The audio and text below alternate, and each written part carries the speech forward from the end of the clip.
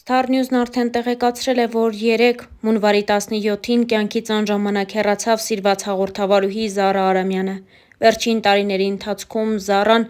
առողջական խնդիրների դեմ պայքար էր մղում։ Այդ պայքարում, իհարկե, նրա կողքին էր ամուսինը Արտաշես Գասպարյանը։ Զարա Արամյանը ամուսնու մասին շատ հաճախ գրառումներ էր անում սոցիալական հարթակներում։ Դեռ ամիսներ առաջ, շնորհավորելով ամուսնու ծննդյան տարեդարձը, հաղորդավարուհին գրել էր. «Իմ ապավեն, լավագույն ընկեր, համախոհ ու մեծ սեր։ Միշտ ձեռքս բռնիր, որ ապրեմ։ Շնորհավոր օրհնյալ ծնունդդ», գրել էր Զարա Արամյանը։ Հավելենք նաև, որ Starnews.am-ը ավելի վաղ հայտարարություն էր տարածել այն մասին, որ Armlur.am-ի տեղեկություններով հեռուստահաղորդավար, Հայաստանի Հանրապետության մշակույթի վաստակավոր գործիչ, դերասան Զարա Արամյանը սրտի լուրջ խնդրի և թթվածնի անբավարարության պատճառով տեղափոխվել է Երևանի «Հերացու» թիվ 1 հիվանդանոցային համալիր։ Զարա Արամյանը գտնվում է հիվանդանոցի վերակենդանացման բաժնում։ Բժիշկները նրա վիճակը գնահատում են շատ ծանր։ Star News-ն առանձնացրել է նաև Զարա Արամյանի վերջին գրառումները սոցիալական հարթակներում։ Սիրված հաղորդավարուհին վերջերս ամիսներ առաջ գրել էր հետևյալը. «Առաջին վարշիկահերը եթերում, առաջին խոհանոցային հաղորդումը եթերում, առաջինը, ով եթերում առանց բարդույթների և ծիծաղում էր և լալիս, առաջինը, ով դարձրեց եթերները համով, 35 տարի հայկական հեռուստատեսային եթերում։ Այսօր ես ի վիճակի չեմ գնալ իմ հաղորդման տաղավար, անցկացնել զրույցներ, լինել ակտիվ, բայց այդ ամենը մտքումս է կամ երազներումս։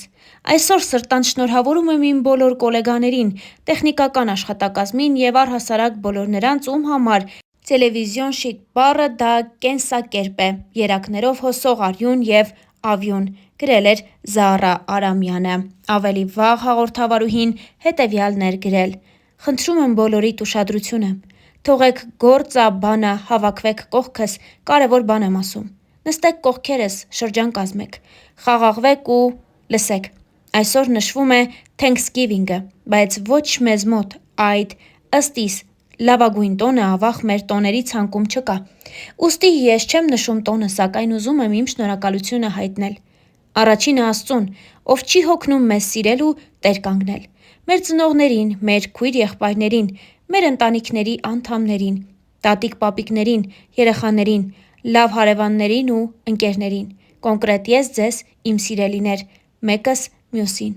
Այնքան կարևոր է լինել շնորհակալ ու քնքուշ քաղցր խոսքը տեղին ասել։ Թող ձեր բոլորի կյանքը լինի այնպիսինը, որ դուք կուզենաք շնորհակալ լինել։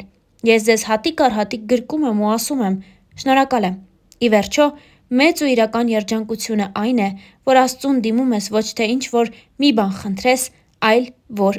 շնորհակալ լինես։ Հայրս՝ Ֆելիքս Արամյանը տարիներ շարունակ եղել է բոլոր մարզերում կազմակերպված տոնակատարությունների երաժշտական մասի ղեկավարը, ընդ որում ինքն էլ իր մեքենայով էր գնում ու գալիս, որքան էլ որ հեռու լիներ։ Եվ հորս հետ ուղևորներ էին լինում։ Միջոցառման ղեկավարությունը ընկերներով էլի 80-ականներն էին հիշում։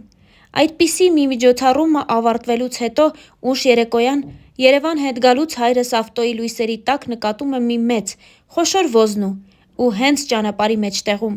Հայրս հասցնում է կտրուկ կանգնեցնել մեքենան ու մեջը նստածները թափով ընկնում են առաջ ու դե ով քնած էր արթնանում է։ Հայրս ասում է. «Ոզնի ա, խոշոր մեղք ա, կարող է մեկ այլ մեքենա անցնի ու վնասի։ Պիտի ճանապարհից վերցնենք ոզնուն ու տուն տանենք, երեխաներն էլ կուրախանան։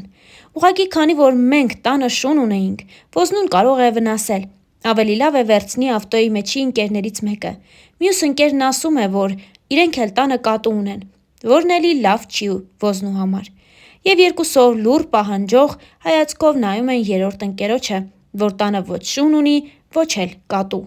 Ընկերը դե վերցնում է զգուշորեն ոզնուն, որը ոչ փախչում էր, ոչ ծակում։ Դե երեքով գնում են իրենց տներով, իսկ հաջորդ օրն առավոտյան շուտ զանգում է ոզնուն տուն տարած ընկերն ու բղավում. «Ֆելո, էս ինչ սարքեցիք գլխիս»։ Գիշերը ոզնին ունեցել էր 7 փոքրիկ ոզնիներ, որոնք քարկտիկի նման ամբողջ տնով մեկ տարածվել էին։ Ոզնին փաստացի հղի էր, այդ իսկ պատճառով էլ իրեն ծանր էր պահում։ Ստեղ են ասել՝ օրն եկավ, ղսմատն էլ հետը։ Բոլորիս մաղթում եմ բղսմաթով կյանք ու նվերները ստանանք ամենաանսպասելի տեղերից։ Հետգրություն. ոզնիներին բաժանեցին տարբեր տեղեր, իսկ պատմական մայր ոզնին երկար տարիներ ապրեց ոզնուն որդեգրած հորս ընկերոջ հայ համերգի երկար տարիների ղեկավար Լավրենտ Մովսիսյանի տանը։ Զահրա Արամյանը ևս մեկ գրառում էր նվիրել իր հայրիկին. «Ախ,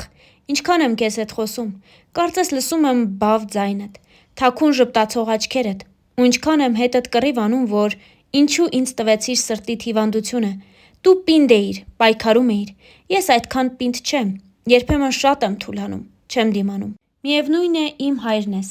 ինձ հյուսողը, ինձ իմ առաջին աստվածաշունչ նվիրողը։ Կարդա ասացիր, կյանքիդ բոլոր հարցերի պատասխաններն այստեղ կգտնես։ Այդպես էլ ապրում եմ, ջազ սիրելով, սրտի անբուժելի հիվանդություն ունենալով ու մեծ հավատքի մեջ լինելով։ Իմ մեծ հպարտություն, իմ մեծ հայ, մեծ հայրենասեր, իմ մեծություն»։ Ահա այսպես էր շնորհավորել հայրիկի երկնային ծնունդը Զահրա Արամյանը։ Խոսելով իր հիվանդության մասին, դերասանուհին մեկ անգամ գրել էր. «Բայց ինչքան դուք լավն եք, ձեր սերն ու ջերմությունը, ձեր աղոթքները ինձ ուժ են տալիս ու պնդացնում են։ Խորին շնորհակալությունս բոլորիդ։ Թե տանը, թե հիվանդանոցում 24 ժամ լինելով թթվածնի տակ, տեսա, որ սոսկալի շատ չորացել է մաշկս, հատկապես դեմքս։ Փորձել եմ դեմքի մաշկը խոնավեցնող ու փափկեցնող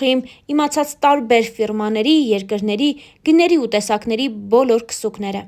Ավաղ, ոչ մեկը չօգնեց։ Ուստի հարց իմ կոսմետոլոգ ընկերներին, ինչ խորհուրդ կտաք օգտագործել, որ այս չորացած, անգամ թեփոտած դեմքիս մաշկը փափկի և խորանա։ Շնորհակալ եմ բոլորիդ, գրկում եմ ու պաչիկ անում։ Ու կրկին նույն ճանապարհը, կարծես արդեն սովորույթ դարձած լինի, որ 2-3 ամիսը մեկ նույն ճանապարհն է, ու այդ ճանապարհին փորձում եմ հնարավորինս շատ ըմբոշխնել Երևանս, փողոցները, մարդկանց, լույսերը, քանզի 2 տարի է ինչ այլ տարբերակ, քան սլացող մեքենայի լուսամուտից նայելը քաղաքին դեռ չունեմ։ Վաղը կրկին տեղափոխվում եմ հիվանդանոց իմ բժշկի մոտ, ոսկե միտք, գիտելիք ու սիրտ ունեցող բժիշկս։ Պինդ եմ, հավոր, լավատես եմ, հավատքի մեջ եմ, սիրում եմ բոլորիդ, ընդմիշտ ձեր Զահրա Արամյան»։ Եկավ այն ժամանակը, որ պետք է հաշվետվություն ներկայացնեմ իմ ապրած 55 տարիների, մի փոքր երկար է, բայց կկարդաք, ստուգող հարցեր եմ տալու։